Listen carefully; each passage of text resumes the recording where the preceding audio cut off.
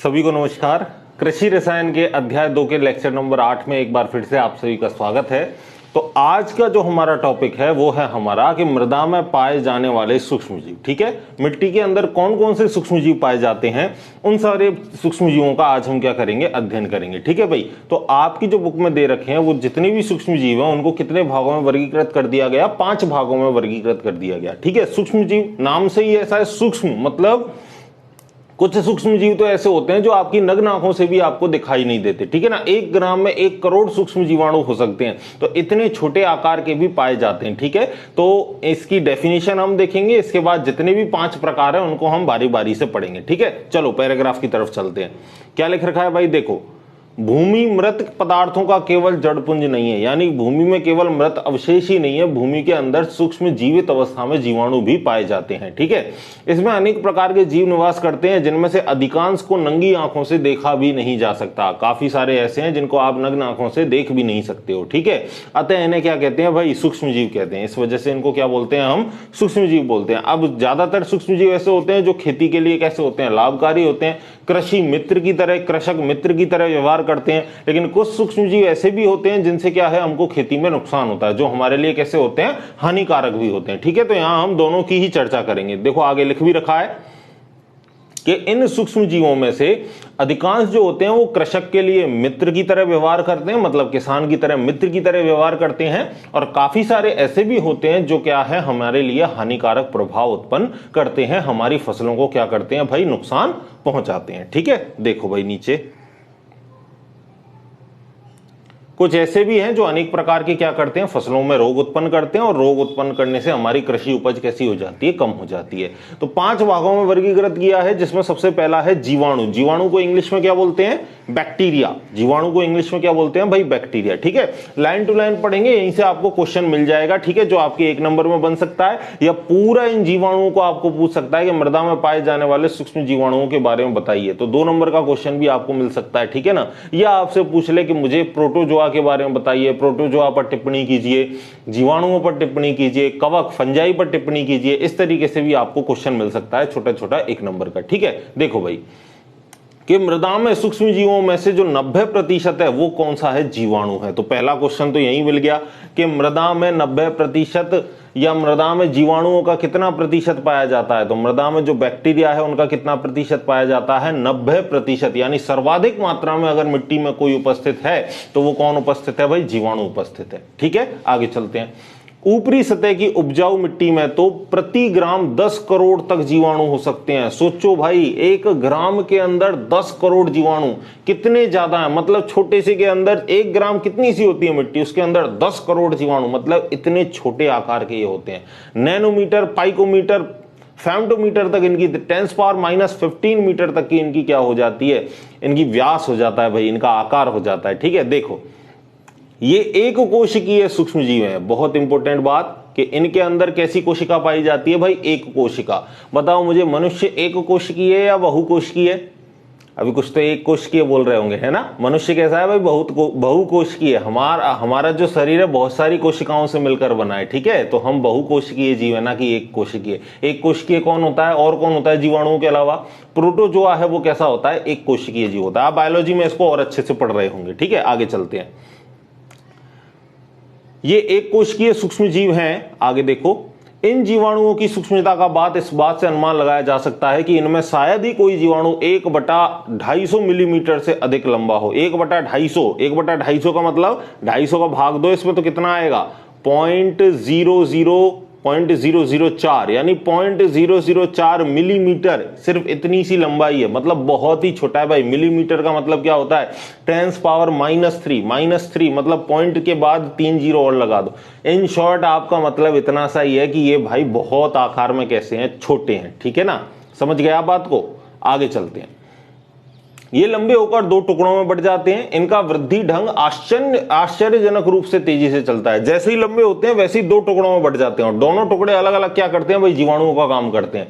इस तरीके से इनकी वृद्धि होती है भाई, आश्चर्यजनक तरीके से। इस विधि द्वारा कुछ ही समय में एक से अनेक होने की क्षमता रखते हैं। जैसे ही लंबे हुए वैसे ही टूट गए, और टूटकर दोनों क्या कर रहे हैं, दोनों ही जीवाणुओं की तरह अलग काम कर रहे हैं। मतलब एक से इनकी उत्पत्ति 2 हो जाती है, और बहुत ही आश्चर्यजनक तरीके से फटाफट होती है, ठीक है भाई। जैसे एक कोशिका, आपने कोशिका विभाजन भी पढ़ा होगा, ठीक है। अब बायो का टॉपिक है, मैं यहाँ डिस्कस आपको थोड़ा सा कर देता हूँ। कोशिका विभाजन कैसा होता है, एक कोशिका है, अब ये एक कोशिका धीरे धीरे टूटने लगती है और टूट कर क्या हो जाती है भाई, इस तरीके से दो भागों में बढ़ती है, ठीक है। यहाँ इसका कोई प्रोटोप्लाज्म में कुछ जीव द्रव्य है, इस तरीके से ये यहाँ दोनों अलग अलग होते हैं और एक कंडीशन ऐसी आती है, ये अलग हो जाता है और ये अलग हो जाता है, और ये भी जीवाणु का स्वतंत्र काम करता है और ये भी जीवाणु का स्वतंत्र काम करता है। तो इस तरीके से जीवाणु क्या करता है भाई, अपना विखंडन करके अपनी संख्या को क्या करता है, बढ़ाता है, ठीक है। आगे चलते हैं।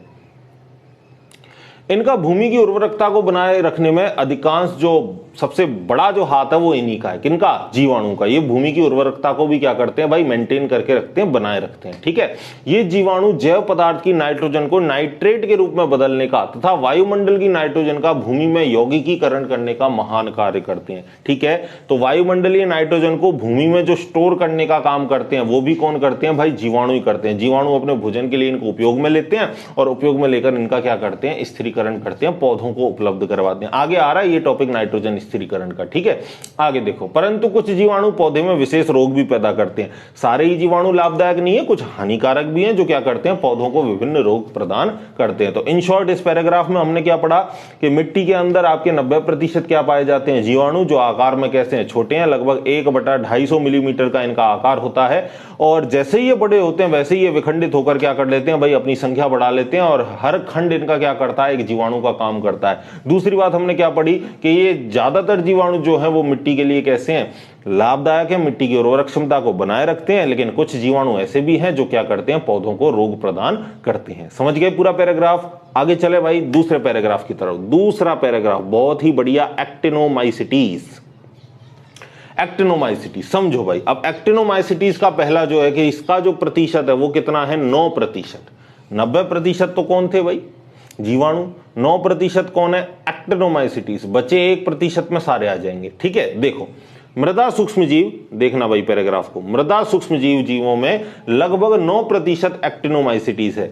आकार में ये जीवाणुओं के समान ही होते हैं, यानी बहुत छोटे होते हैं। ये भी कैसे हैं, एक कोशिकीय जीव हैं। यद्यपि विकास के लिए नम और वायु युक्त भूमि सर्वोत्तम रहती है, यानी ये वहां पर ज्यादा पाए जाते हैं जहां पर नमी पाई जाए, जहां पर नमी की मात्रा हो और अच्छी क्या हो, वायु का यानी मृदा वातन कैसा हो, बढ़िया हो भाई, मिट्टी के अंदर वायु की मात्रा कैसी हो, बढ़िया हो, वहां पर ये आपको जनरली पाए जाते हैं। आगे क्या लिखा है कि लेकिन ये अपेक्षाकृत शुष्क भूमि और निचली तहों में भी भली भांति पनपते हैं। मतलब अगर नमी की मात्रा है तो इनकी वृद्धि बढ़िया होगी, कोई दिक्कत नहीं है। लेकिन ऐसा नहीं है कि नमी का होना ही इनके लिए एक मस्ट अनिवार्य कंडीशन है। अगर शुष्क मृदा है, मतलब जहां पे बरसात कम होती है, या मिट्टी की तह के नीचे, मिट्टी ऊपरी लेयर अलग और उसकी तह के नीचे, ठीक है, वहां भी ये भली प्रकार से क्या करते हैं, पनपते हैं, वहां भी इनका जीवन हो सकता है। आगे देखो, ग्रीष्म ऋतु में जब भूमि धूप से भली भांति तप लेती है, इसके बाद पहली बरसात होने पर जो उस भूमि से सौंधी सौंधी खुशबू आती है वो इन्हीं के कारण होती है, ठीक है। तो बढ़िया क्वेश्चन मिल गया भाई आपको। ये देखो, आपको बोल ले कि प्रथम बरसात होने पर जो मिट्टी की जो सौंधी सौंधी खुशबू आती है वो किन के कारण संभव होती है। ऑप्शन 1 जीवाणु, ऑप्शन 2 एक्टिनोमाइसिटीज, ऑप्शन 3 कवक, ऑप्शन 4 प्रोटोजोआ। तो आपका आंसर क्या होगा, एक्टिनोमाइसिटीज। जो जमीन के अंदर से जो मिट्टी बरसात होती है तो अलग सी खुशबू आती है ना मिट्टी की, तो वो खुशबू किन के कारण आती है भाई, एक्टिनोमाइसिटीज के कारण आती है। समझ गए। आगे चलते हैं। आगे देखो, यह सुगंध एक्टिनोमाइसिटीज के पुरुषार्थ का ही फल है, ठीक है। एक्टिनोमाइसिटीज के कारण ही एक ऐसी होती है, संभव होती है। ये जीव भूमि से जैव पदार्थों का विलयन कर उसमें पौधे के विभिन्न पोषक तत्वों को विमुक्त कर लेते हैं। इसके अतिरिक्त एक्टिनोमाइसिटीज विभिन्न यौगिकों को सरल रूप में बदलकर पौधे के लिए उपयोगी बनाते हैं। यानी काफी सारे यौगिक ऐसे होते हैं जो डायरेक्ट पौधे उनका उपयोग में नहीं कर सकते, तो उन घटकों को क्या बनाते हैं, उन पोषक तत्वों को सरल यौगिकों में बदलते हैं और सरल यौगिकों में बदलकर उनको किसको उपलब्ध करवाते हैं, पौधों को उपलब्ध करवाते हैं। तो इस तरीके से ये क्या करते हैं भाई, पौधे के लिए क्या है, लाभदायक है, पौधों को पोषक तत्व पहुंचाने का क्या कर रहे हैं, काम कर रहे हैं। समझ में आ गई बात। आगे चलें। चलो, नेक्स्ट है आपका तीसरा, कवक। तीसरा देखना भाई, कवक। कवक को इंग्लिश में क्या बोलते हैं, फंजाई।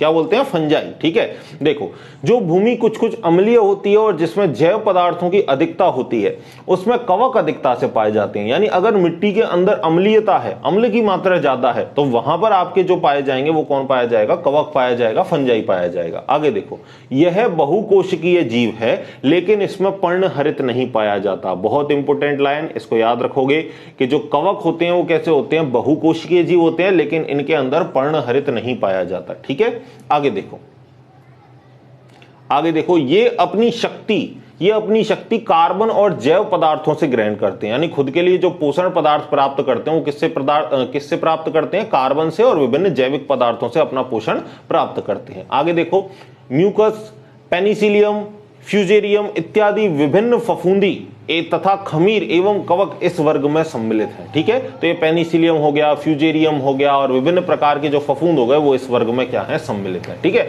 हाँ, कवक को फफूंद भी बोलते हैं भाई। ठीक है ना, तो फफूंद हो गया, फंजाई हो गया, कवक, तीनों का मतलब एक ही है। जैव पदार्थों की सड़ाव की क्रिया में कवक का बड़ा महत्वपूर्ण योगदान है। यानी जैविक पदार्थों को सड़ाने में जो सबसे महत्वपूर्ण योगदान है वो किसका है, कवक का। ठीक है, तो ये छोटी छोटी लाइनें हैं, इनको याद रखा करो लाइन टू लाइन। ह्यूमस बनाने में कवक जीवाणुओं से अधिक महत्व रखते हैं। यानी जो ह्यूमस बनाने की प्रक्रिया है उसमें जो कवक का रोल होता है वो जीवाणुओं से कैसा होता है, ज्यादा। क्योंकि ह्यूमस क्या होता है भाई, जीव जंतुओं के सड़े गले अवशेष, पेड़ पौधों की पत्तियां, टहनियां वगैरह, उनको ही सड़ा गला के क्या बनता है, कार्बनिक खाद, वही आगे जाके क्या बनाता है, ह्यूमस बनाता है। तो उनको सड़ाने में, जो उनको सड़ाने का काम करता है वो कौन करता है, कवक ज्यादा करता है। तो हम कह सकते हैं कि ह्यूमस बनाने की प्रक्रिया में जो कवक है उनका योगदान किससे ज्यादा होता है भाई, कवक का योगदान जीवाणुओं से भी कैसा होता है, ज्यादा होता है। समझ गए इस बात को।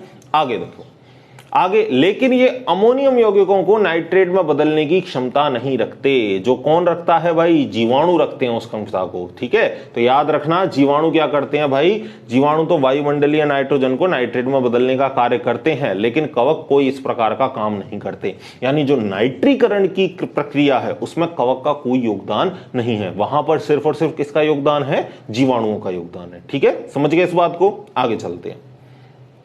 हाँ, आगे क्या बोला हमने, ये वायुमंडल की नाइट्रोजन का भूमि में यौगिकीकरण कर सकते हैं। भाई ये बदलने की क्षमता तो नहीं रखते लेकिन ये वायुमंडल की नाइट्रोजन का भूमि में यौगिकीकरण कर सकते हैं। ठीक है, लेकिन जीवाणुओं से कम मात्रा में होगा, इतनी मात्रा में नहीं कर पाएंगे जितनी मात्रा में आपके जीवाणु करते हैं। ये जीव बहुत महीन धागे जैसा, आगे देखो, बहुत महीन धागे जैसा आकार उत्पन्न करते हैं जिसे माइसीलिया कहते हैं। वाह भाई, क्या क्वेश्चन मिल गया। ठीक है, माइसीलिया क्या है, तो आप क्या लिखोगे कि कवक बहुत ही महीन धागे जैसे आकार की संरचना का क्या करते हैं, उत्पादन करते हैं या संरचना को उत्पन्न करते हैं, जिसे क्या बोलते हैं, माइसीलिया बोलते हैं। ठीक है, आगे देखो, कुछ कवक पौधों में विशेष रोग भी उत्पन्न करते हैं। तो सारे लाभदायक भी नहीं है भाई, कुछ ऐसे भी हैं जो क्या है, रोग उत्पन्न करते हैं। क्लास में सारे बच्चे अच्छे नहीं होते, एक हाथ तो कैसे होते हैं भाई, हाँ ठीक है भाई, पढ़ लेंगे, क्या दिक्कत है, अभी तो 6 महीने पढ़े हैं, एंड में पढ़ लेंगे सर, कोई दिक्कत नहीं है ना। और पता चलता है एंड करते करते फरवरी आ जाता है और भाई आपका पेपर आ गया, एग्जाम आ गया, अब क्या करें, अब तो सर बहुत ज्यादा बर्डन हो गया। ठीक है,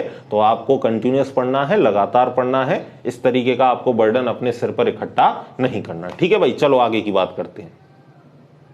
अगला देखो, अगले में हमने क्या बात की है, शैवाल की। शैवाल को देखो भाई, टिक लगाता हूं एक सेकेंड।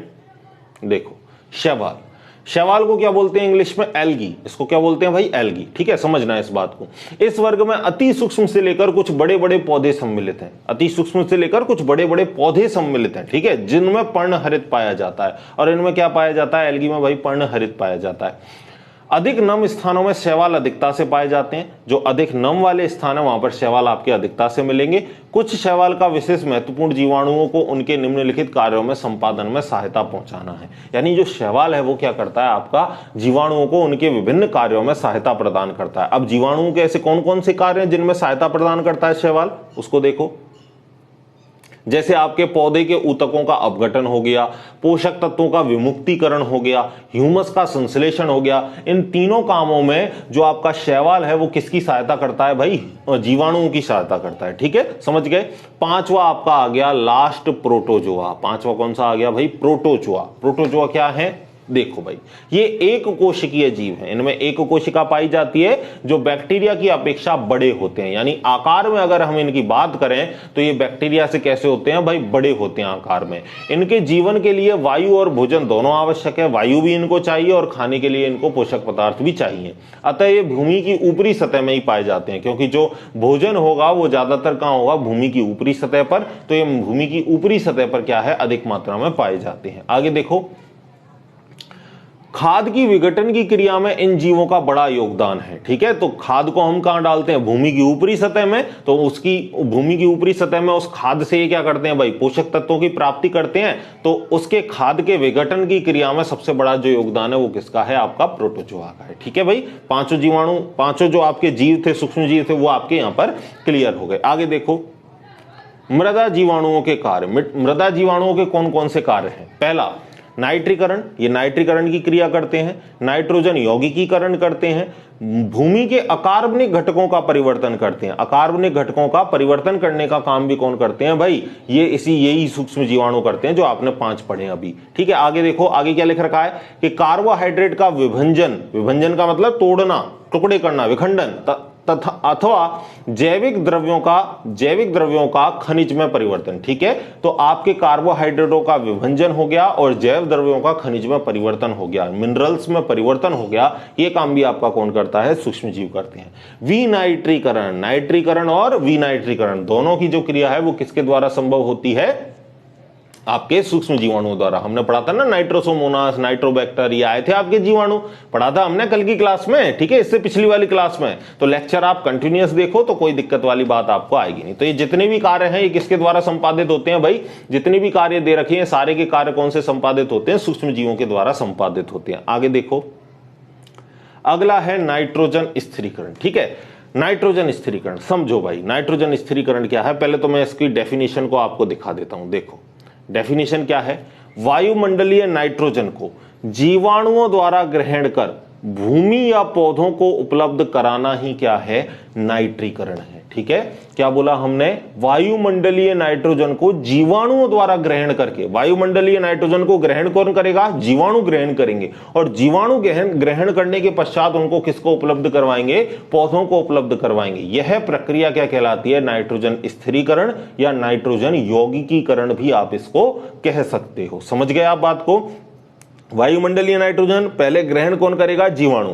जीवाणु ग्रहण करके किसको पहुंचाएंगे, पेड़ पौधों को पहुंचाएंगे। ठीक है, चलो डायग्राम से भी आपको समझाता हूं। ये रही आपकी वायुमंडलीय नाइट्रोजन। ठीक है, ये बादल और ये वायुमंडलीय नाइट्रोजन, इसको पहले ग्रहण कौन करेगा, इसको ग्रहण करेंगे पहले जीवाणु, और जीवाणु ग्रहण करने के पश्चात इसको उपलब्ध करवाएंगे किसको, पेड़ पौधों की जड़ों को। ठीक है, पेड़ पौधों की जड़ों को उपलब्ध करवा देंगे। तो ये जो प्रक्रिया है, ये प्रक्रिया क्या कहलाती है, आपकी नाइट्रीकरण। क्या कहलाती है भाई, नाइट्रीकरण। समझ गए, चलो आगे चलते हैं। हाँ भाई, पढ़ो पैराग्राफ को। वायुमंडल में नाइट्रोजन की मात्रा आयतन के आधार पर लगभग 78% और भार के आधार पर लगभग 75% होती है। ठीक है, हमको भी पता है कि वायुमंडल में सर्वाधिक मात्रा कौन आती है भाई, नाइट्रोजन। उसके बाद आपकी आती है कौन सी, ऑक्सीजन, और उसके बाद CO2 0.03%। उसके पास बची कुची जो भी हीलियम, आर्गन वगैरह गैसें वो आ जाती हैं। ठीक है, अब इसके बाद हमने क्या बोला कि जो अगर भार का हम देखें तो भार में तो ये 75% के लगभग है, और अगर आयतन की बात करें तो आयतन में लगभग कितना है, देखो भाई 78% है। ठीक है, तो याद रखना, भार के आधार पर 75 और आयतन का मतलब कितनी जगह घेर रही है, जगह घेरने के आधार पर कितना है, 78%, और भार वजन के आधार पर कितना है, 75%। ठीक है, आगे देखो, आगे क्या लिख रखा है हमने डेफिनेशन कि वायुमंडलीय नाइट्रोजन को जीवाणुओं द्वारा ग्रहण कर पौधों को उपलब्ध करवाना ही क्या है, नाइट्रोजन स्थिरीकरण या नाइट्रोजन यौगिकीकरण। आगे देखो भाई, आगे क्या लिख रखा है हमने, नाइट्रोजन स्थिरीकरण कितने प्रकार से होता है, 2 प्रकार से। नाइट्रोजन स्थिरीकरण बढ़िया क्वेश्चन बन सकता है एग्जाम में। ठीक है ना, ध्यान देना, नाइट्रोजन स्थिरीकरण 2 प्रकार से हो सकता है, जिसमें आपके 2 प्रकार के जीवाणु संगलित रहते हैं, मतलब जुड़े हुए रहते हैं, मिले हुए रहते हैं, सम्मिलित रहते हैं। पहला सहजीवी नाइट्रोजन स्थिरीकरण, दूसरा असहजीवी नाइट्रोजन स्थिरीकरण। सहजीवी और असहजीवी नाइट्रोजन स्थिरीकरण को हमने कितने भागों में बांटा, 2 भागों में।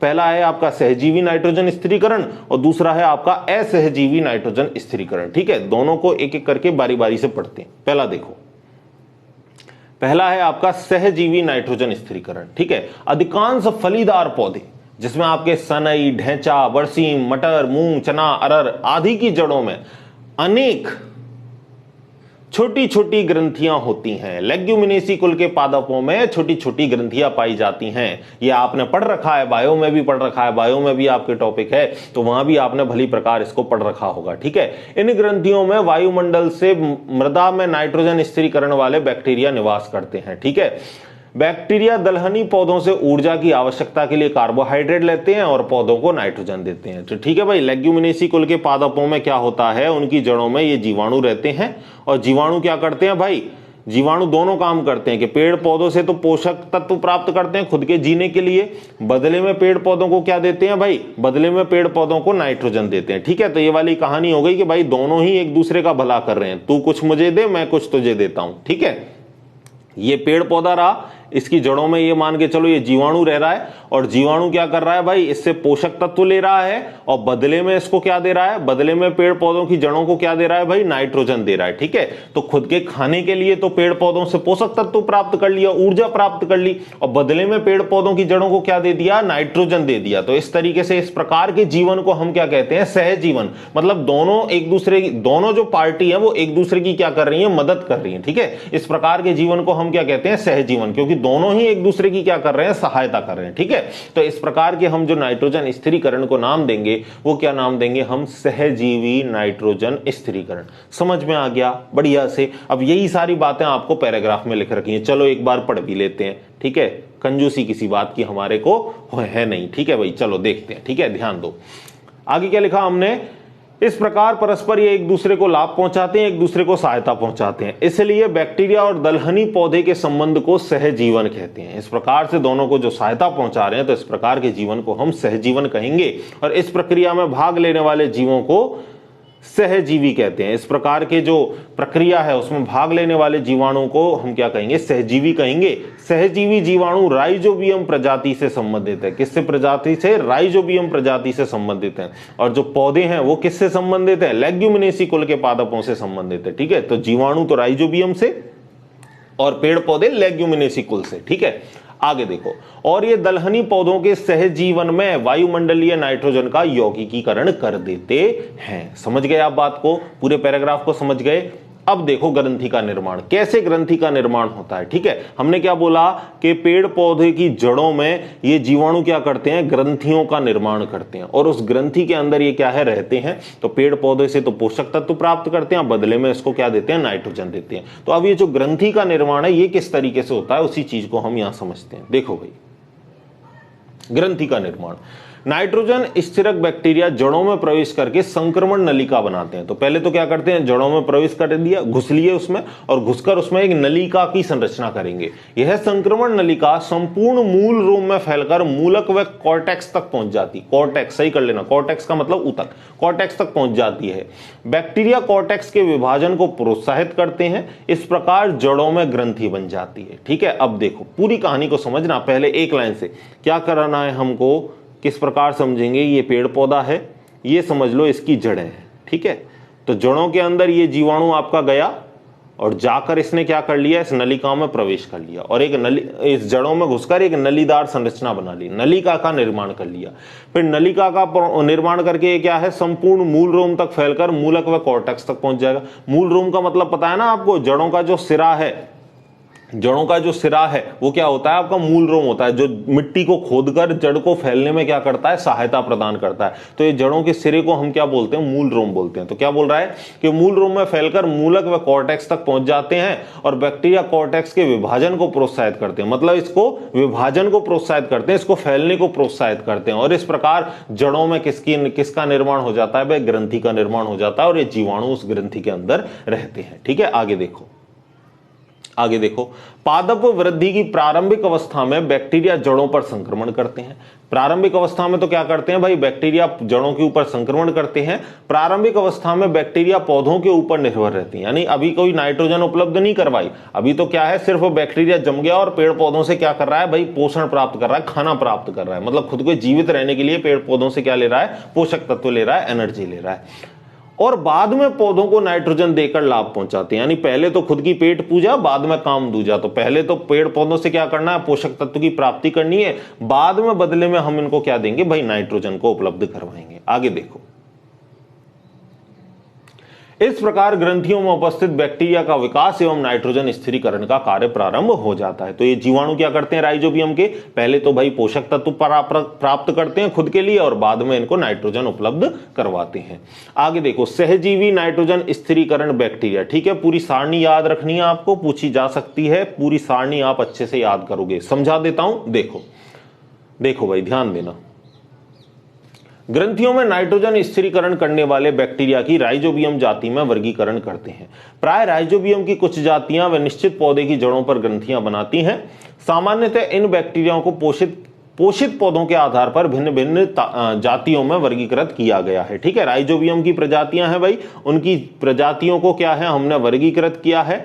और वर्ग एक रा जो लिखना है ना, रा का मतलब यहां क्या है राइजोबियम, राइजोबियम मेलिलोटी, राइजोबियम ट्राइफोली, राइजोबियम लेगुमिनोसेरम। ठीक है, इस तरीके से सबको आपको बांटना है। बांटकर अगला कॉलम किसका है, अगला कॉलम है वर्ग के नाम। ठीक है, कौन से वर्ग का है, ठीक है, तो ये रिजका वर्ग, तिपतिया वर्ग, मटर वर्ग, ठीक है, ये सारे वर्ग दे रखे हैं आपको, सोयाबीन वर्ग, लुपीन वर्ग। फिर इसके बाद कौन कौन सी इसमें फसलें सम्मिलित हैं, इस जाति के अंतर्गत कौन कौन सी फसलें आती हैं, तो उन फसलों के भी नाम दे रखे हैं। ठीक है, तो इस सारणी को हम और डिटेल से नेक्स्ट क्लास में चर्चा करेंगे भाई। नेक्स्ट क्लास में हमारा टॉपिक चलेगा सहजीवी नाइट्रोजन स्थिरीकरण बैक्टीरिया से। ठीक है, तो क्लास बहुत ज्यादा लंबी ना हो, इस वजह से इस क्लास को अभी यहीं खत्म करते हैं। ठीक है, मिलते हैं अगले वीडियो में, तब तक पढ़ते रहिए और खुश रहिए। ठीक है भाई, चलो।